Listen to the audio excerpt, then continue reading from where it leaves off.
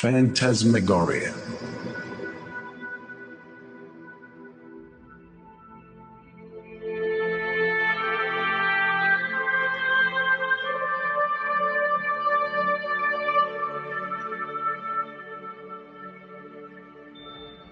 Each morning as I soft awake and slowly stir, remembering I can just barely recognize her.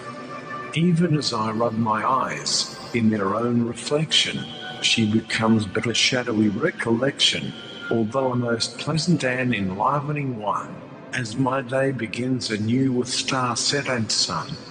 In night's stillness, fancies went a utopian way, unimpeded in their stay, safe from raucous day, where they quick become fugitive and transitory, evaporating, melting away, and disappearing.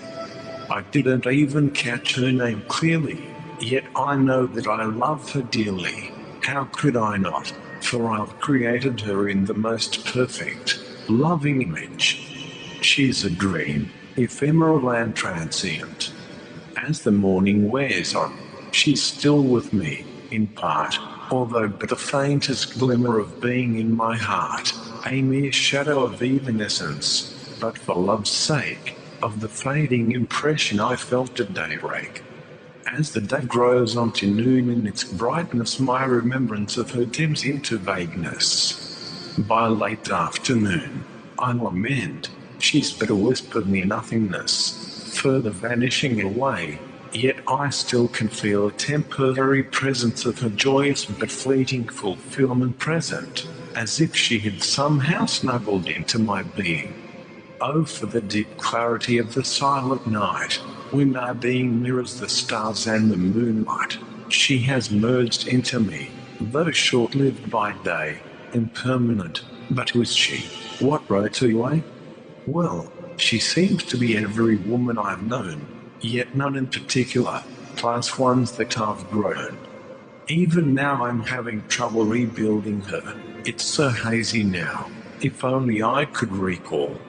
Somehow, I must see her again distinctly, in the still night's clear sight, and more importantly, remember the lovely vision perfectly. But how can I become alert, conscious, awake, and clear-headed sober of thought in a dream state? Several nights flew by.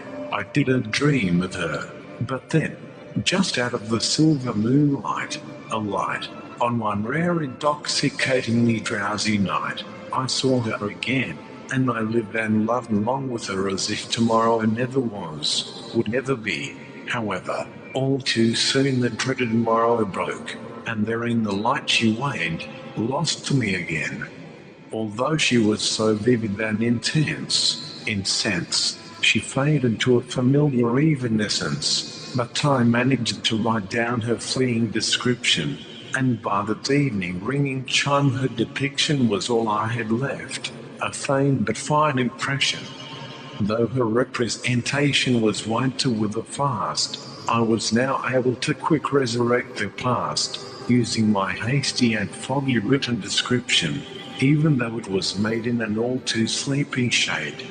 For a while I could capture her visage as such, but again her dear image faded all too soon. Many phantasms ran through my mind the next night, overturning into ghostly visions of fright, as all nonsensical hallucinations of the most illogical character rations, that is, I was dreaming fantastic nightmarish dreams, but my dream duel was not in any of the scenes. If only I could bring some order and fair sense into the senseless, noisy, and mosaic mess of my random and wandering thoughts in darkness. Several notions even waited in the wings heard, for their appearance on the stage of the absurd, and the mass of those scripts soon tumbled and stumbled across the scenes on the stage, had their moment, mumbled, then passed into oblivion, never to return.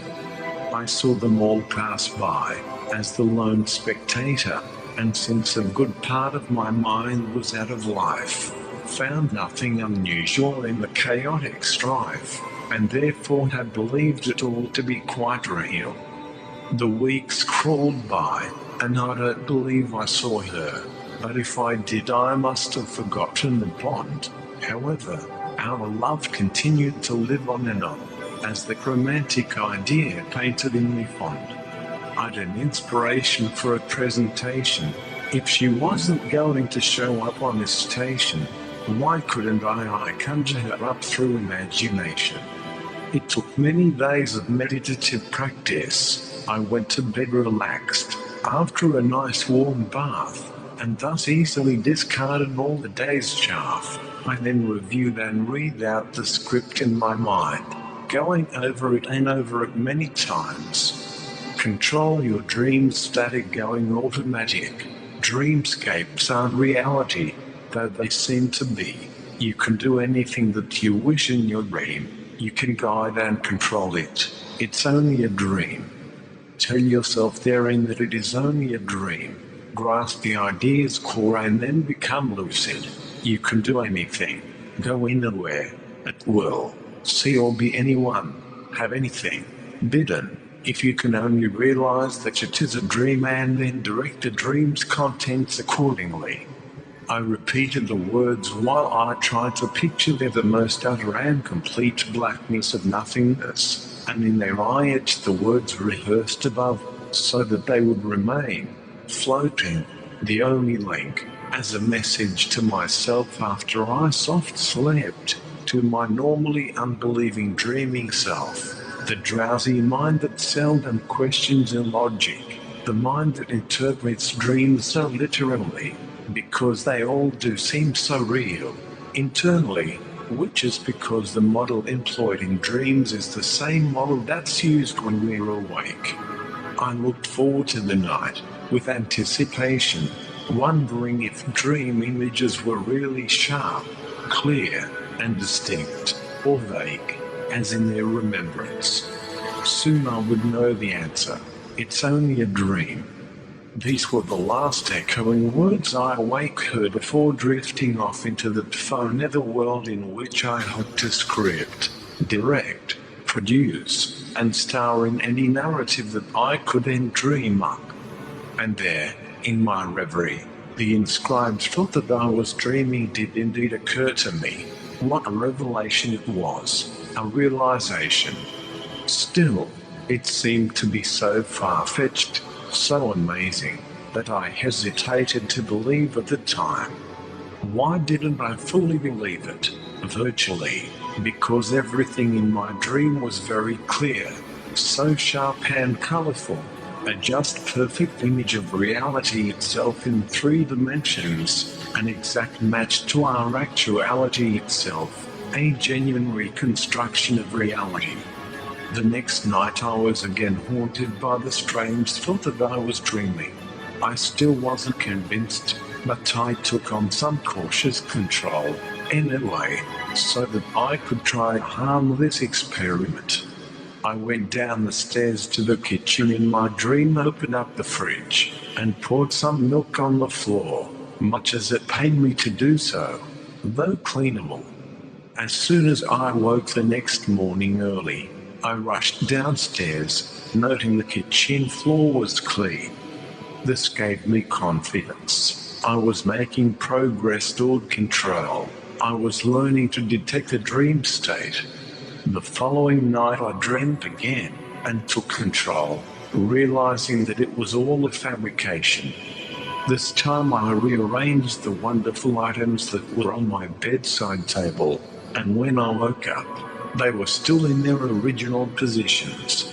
I was getting close. I was starting to believe.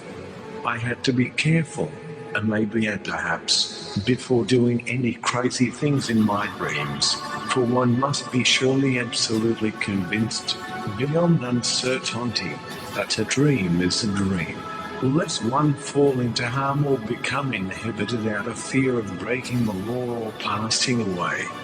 The next night in my dream I wondered again if I was dreaming while I flying down the street, about 20 feet in the air. Now a big clue.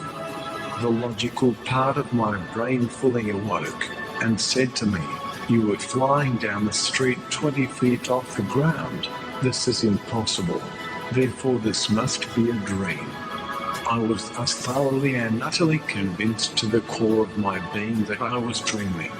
Now I could begin some serious dream research, living it and observing it at the same time.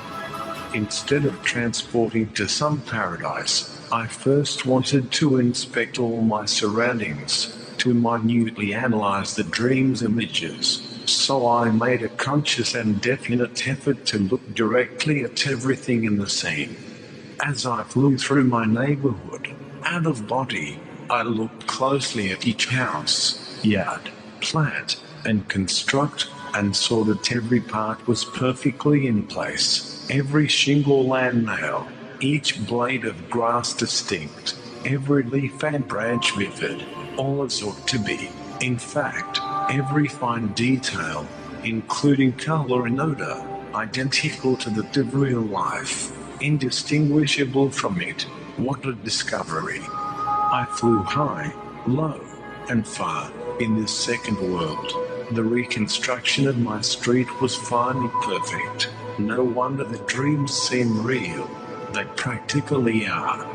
Of course, dreams may seem hazy after awakening, but that's only because the recollection itself grows hazy over time. However, I have found that if you write your dreams down just upon awakening, you will find later, upon reading about them, that they can be thus recalled, remaining vivid. So thusly, after many weeks of such patience, discipline, meanderings, and the use of dream notes, I was able to do what I wished in my dreams. I toured, I ate delicious food, met with people. I soon formed plays, movies, and other worldly scales in which each player performed in their character, many of which were unlike my own character, yet all their performances must have come from my brain.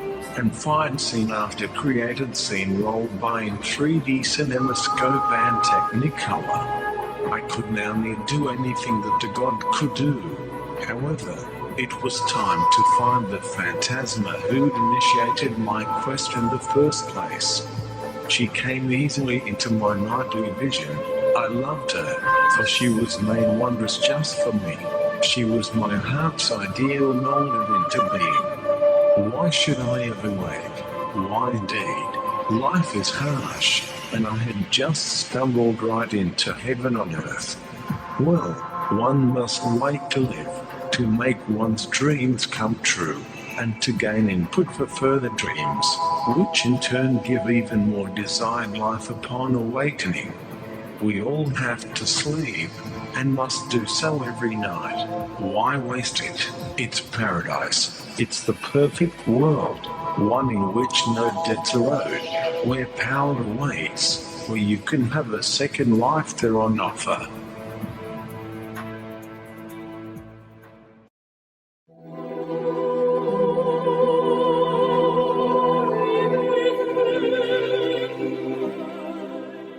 She awoke that morning from a dream, seeming new and refreshed, with that free and wonderful feeling that lies at the heart of life's exhilarating glory.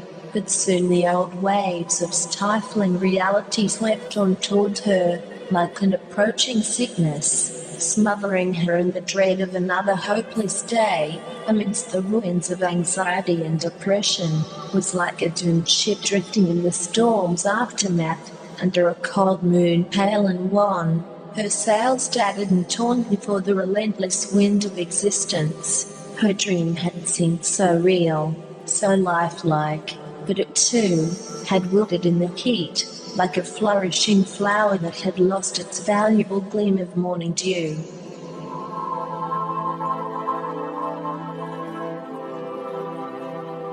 She thought, But the firm hull must drive on, mustn't it? Though the mast be broken. No, no more. It's over. Today I lend it all. Tonight I lend my life.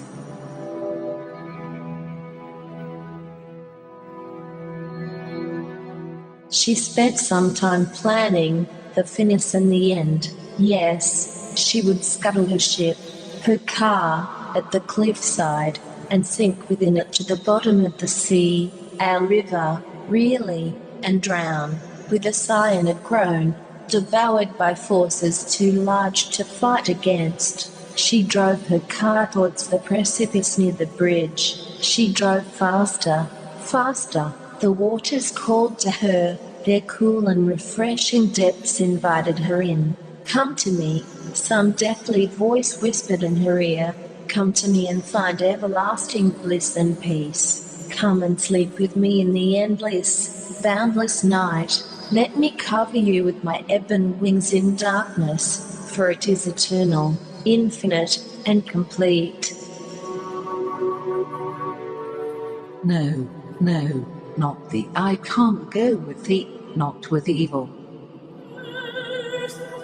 She drove her car to the edge of the cliff, stopping short, now drinking and dear savouring the blue-green world reflected on the river surface. The sort of sparkling day was not the kind of day on which she could end it all, throwing it away. As she looked deeper and deeper into the scene, she drifted into a dream world of her own making, a fairy realm in which her ideals could live on, untangled by pains of a mediocre world.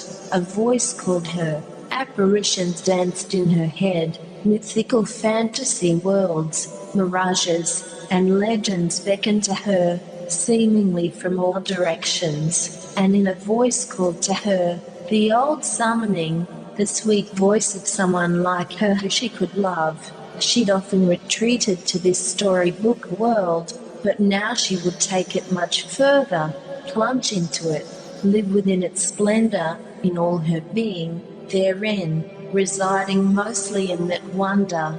Before all else, this dreamland would find her saved within its refuge. The fairyland called to her daily, there awaiting. It was and would always be the realization of many of the imagined perfections that she had always brought into her wishing mind, when the real world had often failed expectations. She freed her mind from its real-life shackles, and thus began to daydream more freely. I'll breathe life into you, my little voice.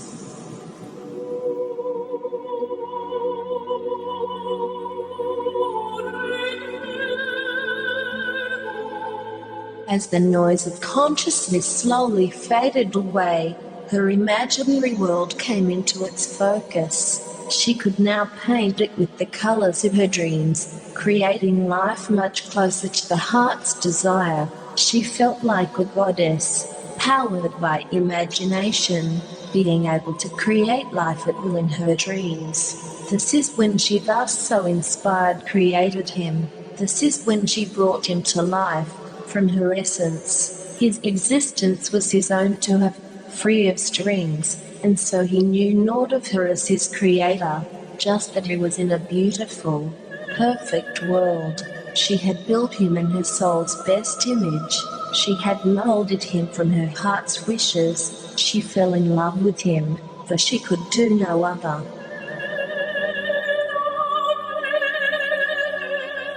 Come into my dreams, she would say to conjure him up.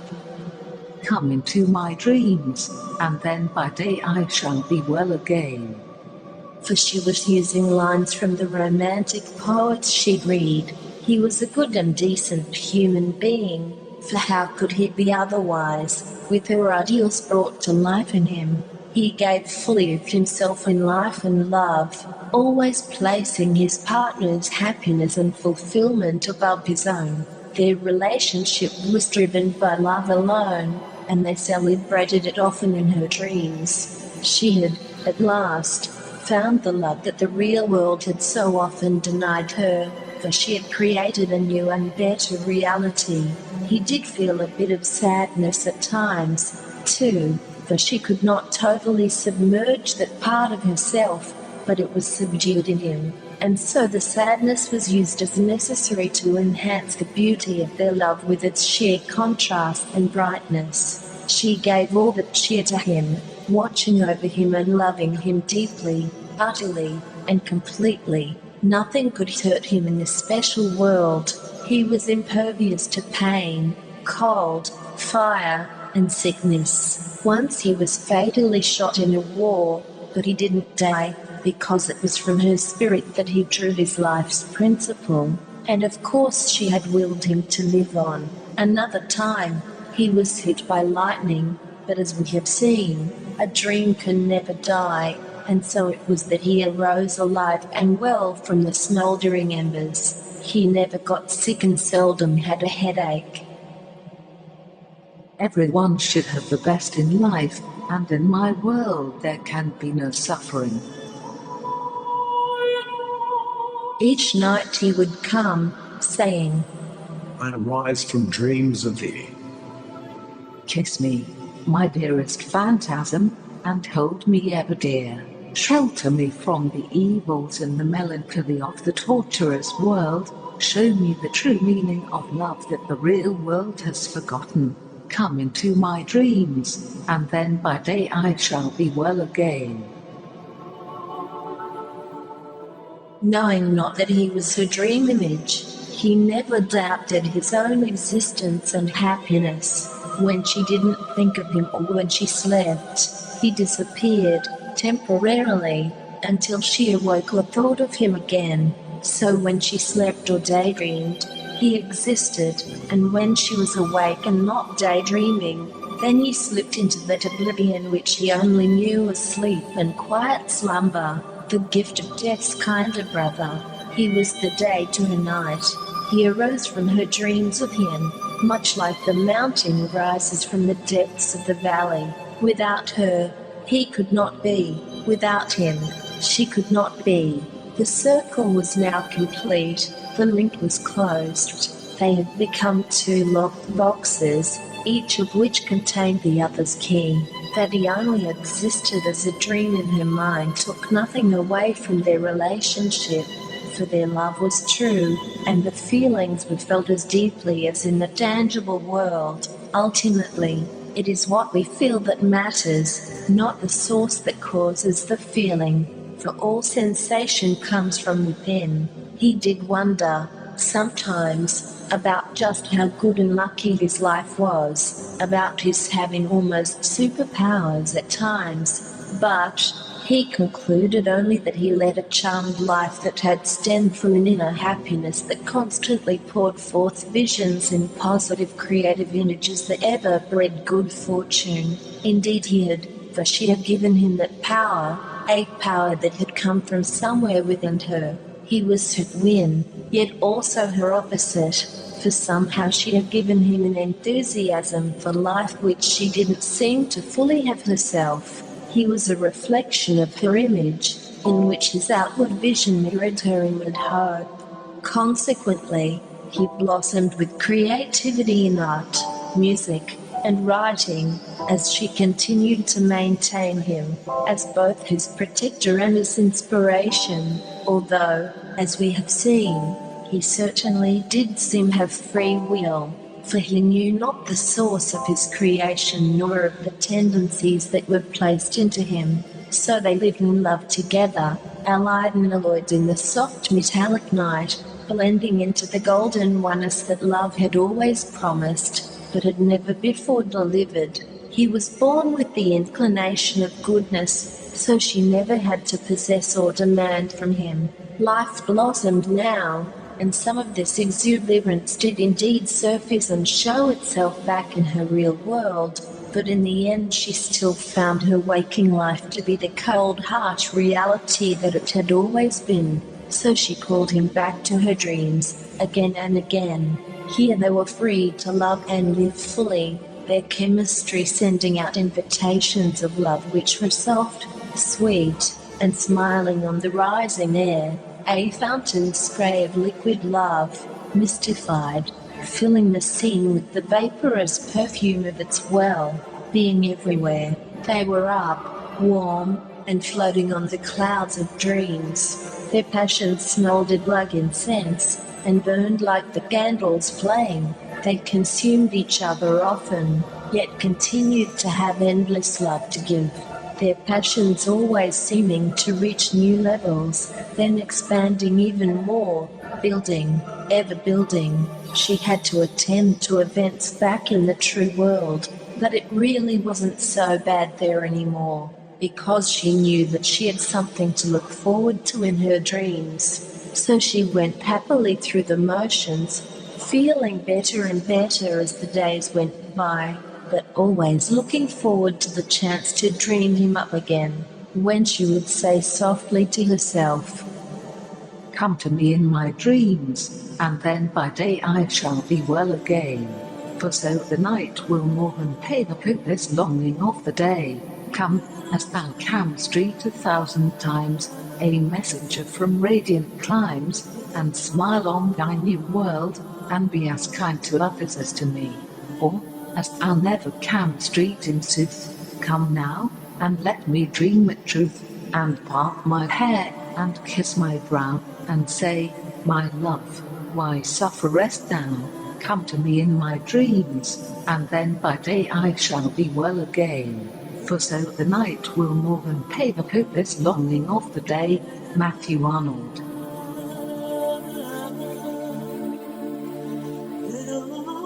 She again faded off into dreamland, and there he was.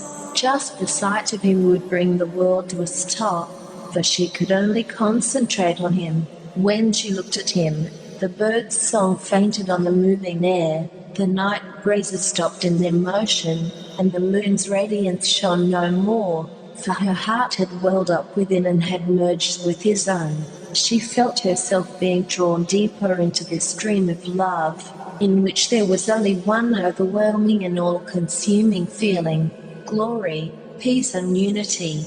But then, during one rainy night back in her real world, when she was driving in a storm, along a cliff road around a curve, where she had once contemplated suicide, her car skidded and flew off the side of the water-slicked road, falling 3,000 feet below, and crashed hard and straight into the rock, and then exploded in a fiery wreck. The flames lit at her for hours, but she felt no hit. All her bones should have been crushed in the fall, but they weren't. She did not even bleed. There was no pain. She arose from the car's wreck unharmed and walked away. It was then that she realized that she too was a character in someone's dream.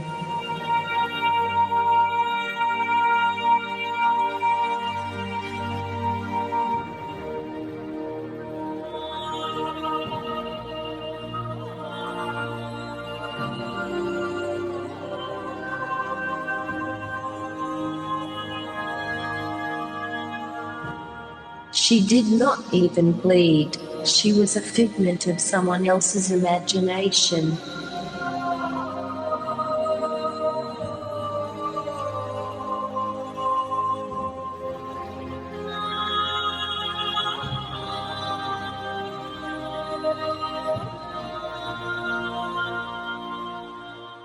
It was then that she realized that she too was a character in someone's dream.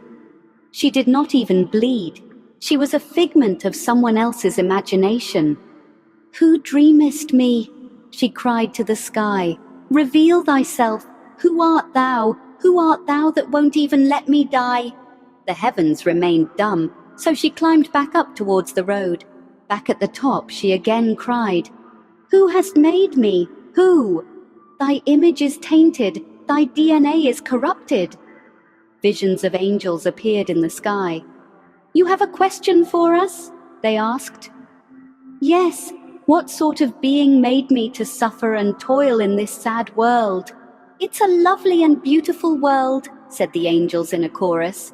"Okay," she said, "I'll play your game, Shelley-esque. Tell me now, Who made this varied and sensual world of charm and grace and color?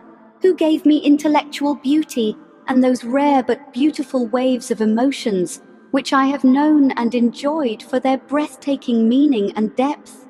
A good and loving spirit, they said. That's our usual answer.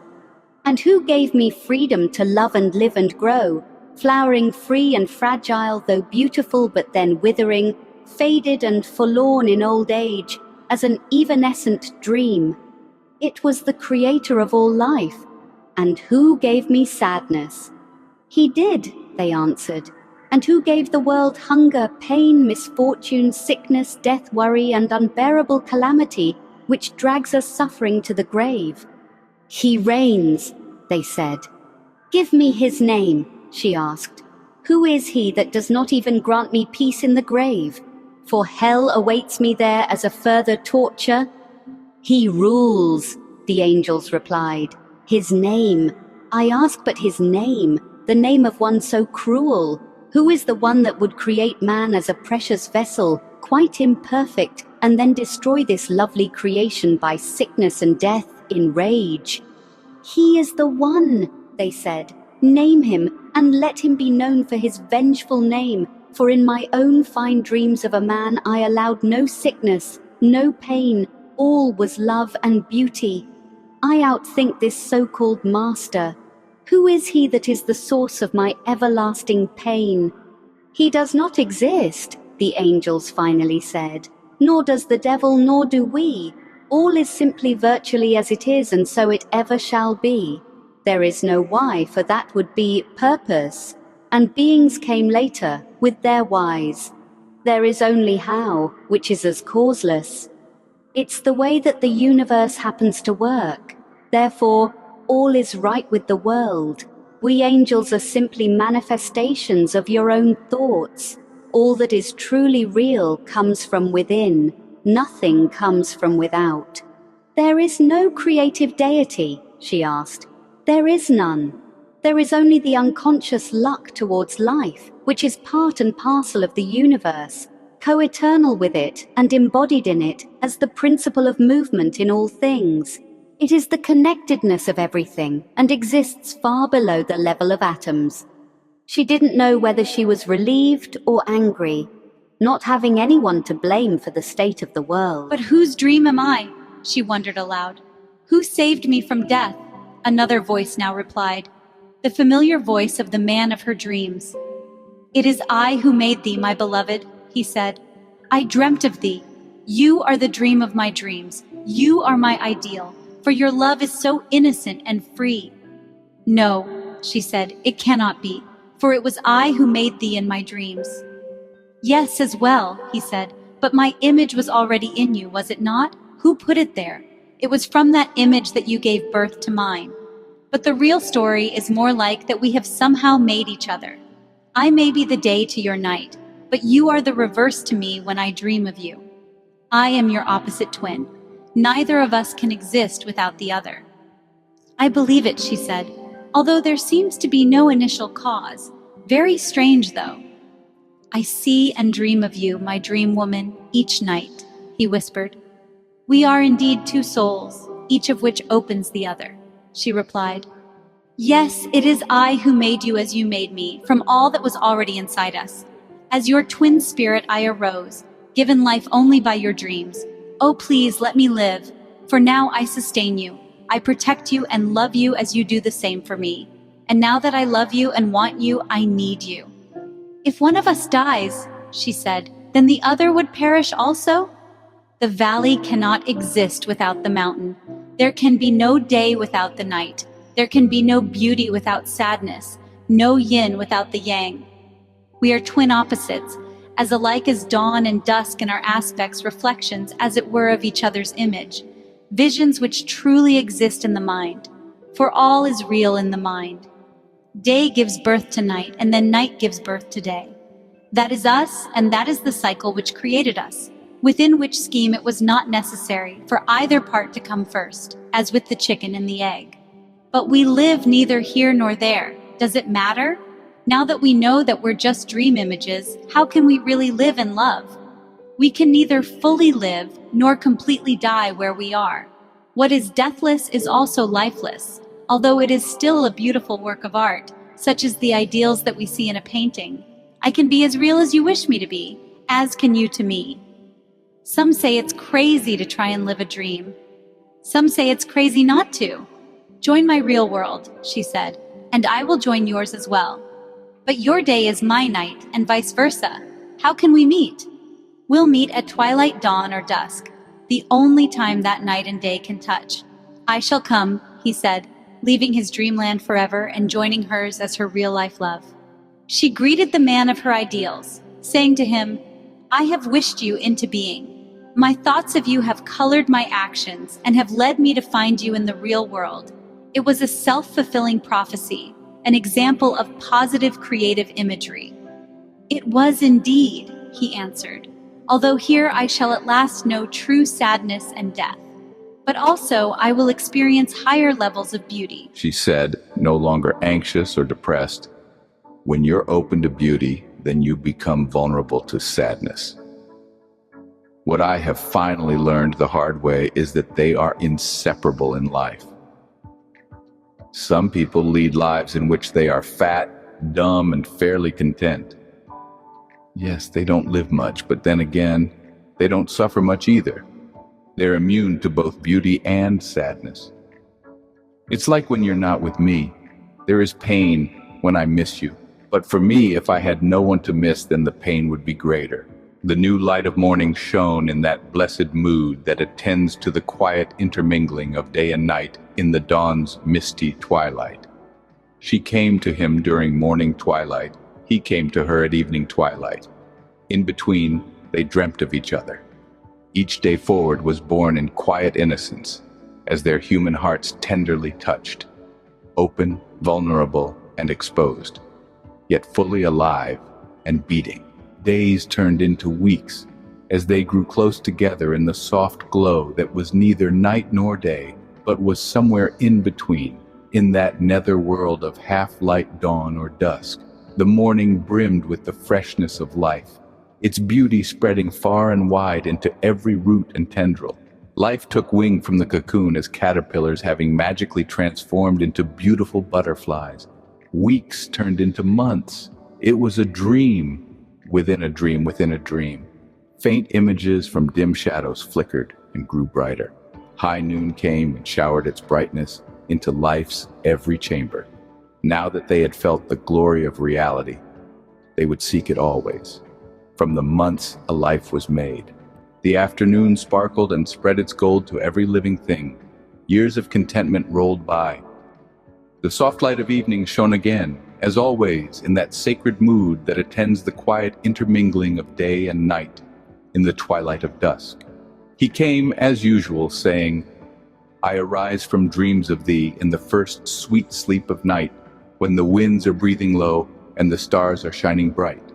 I arise from dreams of thee, and a spirit in my feet has led me, who knows how, to thy chamber window sweet.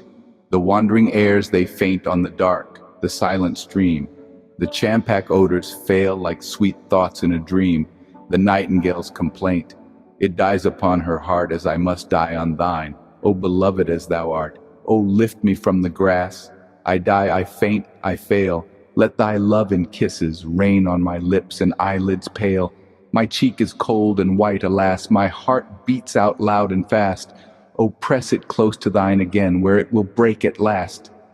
The soft light of evening shone again, as always in that sacred mood that attends the quiet intermingling of day and night in the twilight of dusk. He came as usual, saying, I arise from dreams of thee in the first sweet sleep of night, when the winds are breathing low and the stars are shining bright. I arise from dreams of thee, and a spirit in my feet has led me, who knows how, to thy chamber window sweet. The wandering airs they faint on the dark, the silent stream. The champak odors fail like sweet thoughts in a dream. The nightingale's complaint, it dies upon her heart, as I must die on thine, O beloved as thou art. O lift me from the grass. I die, I faint, I fail. Let thy love and kisses rain on my lips and eyelids pale. My cheek is cold and white. Alas, my heart beats out loud and fast. Oh, press it close to thine again, where it will break at last. He awoke that morning from a dream, filled with dread, dripping with sweat, wondering whether he had gone to heaven or to hell, not knowing if he was truly awake or still in the midst of a nightmare. But soon a calming wave of peace and quiet swept over him, as he turned and saw that his dream lady was lying there next to him. "I'm alive? You were sick," she said. "Something you're not used to in my world. But you are recovering now. I suppose it's a sign of age, too, for we've spent many years together. We're growing old together, aren't we?" he continued. "Indeed, but we still have many good years left.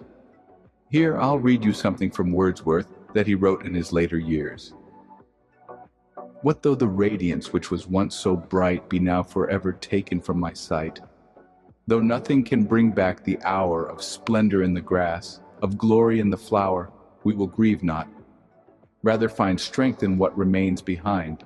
A shade passed from between them. A door between their worlds had opened to let their dreams pass through. One shooting star after another signaled these wishful events. They awoke that morning from another dream, or perhaps they dreamt that they awoke, on the shore where they had once discovered the spirit of the earth. They rubbed the sand from their eyes and opened their minds to the day, being careful not to clear from them the shadows of dreamy visions. Their nighttime apparitions had been soothing, calming, relaxing, real, tranquil, refreshing, restful, and peaceful, just like the water of the lake that still slept under the morning mist. They had camped on the shore in a mossy nook between some rocks, an overhang of trees protecting them. They couldn't see the sky, but they could see a reflection of the sky and its clouds in the water when the mist lifted. A reflected bird flew in a reflected sky. Water lilies floated in the heavenly mirror. Orange day lilies nearby told them that deep summer was upon them.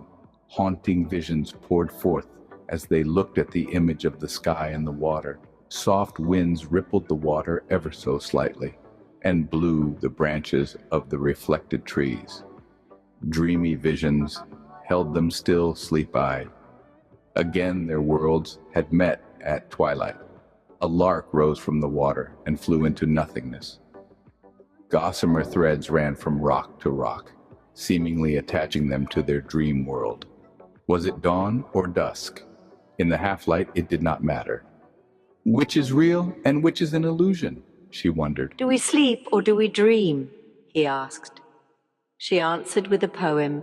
"Some say that gleams of a remoter world visit the soul in sleep, that death is slumber, and that its shapes, the busy thoughts outnumber of those who wake and live." Shelley. Blossoms fell from the trees and began to cover their feet. When a cushion had been formed, they sat down to prepare a breakfast of nuts and strawberries. Flowers gently cascaded onto them as their dreams took wing. A unicorn wandered by, its existence fed only by the possibility of being. A chimera came forth and ate nuts and berries from their hands. Fairies danced between the flowers, caught only by a believing glance. Elves rode flying horses, and centaurs walked proudly down the path near them. These were the creatures who never were, all living in the land that never was. They looked into each other's eyes, reflecting on their thoughts. "I'm not sure what world we're in anymore," she noted.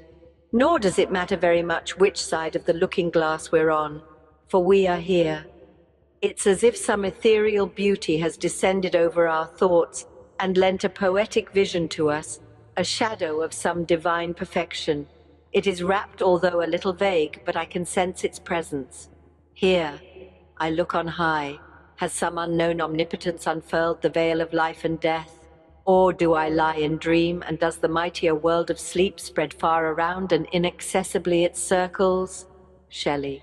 The day soon came to life, and they saw castle builders laying stones, dream merchants giving away various unrealities, idealists realizing their ambitions, visionaries watching plans taking shape, ghosts and wraiths playing joyfully on the air, vapors forming and rising, and then coalescing into forms, phantoms riding on the light-hearted breezes, will-o'-the-wisps sparkling over the water, and mirages becoming real at the slightest touch.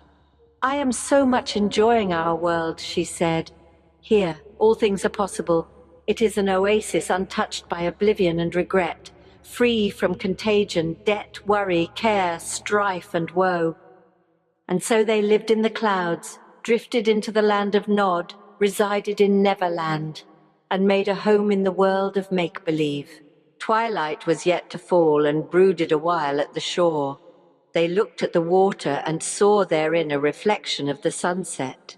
Reflected fire burned through reflected clouds. A fish swam through the reflected sky.